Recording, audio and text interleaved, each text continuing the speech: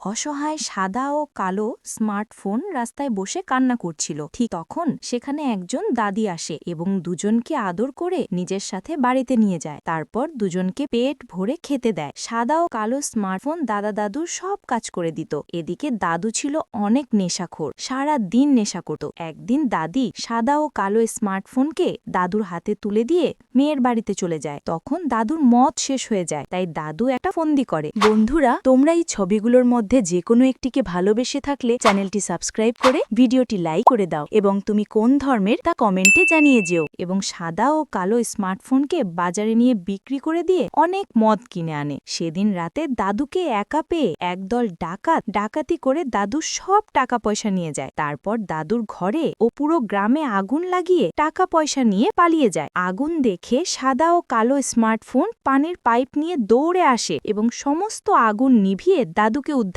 করে। এই ভালো কালো স্মার্টফোন ও সাদা স্মার্টফোনটির জন্য সবাই চ্যানেলটি সাবস্ক্রাইব করে ভিডিওটি লাইক করে দিও।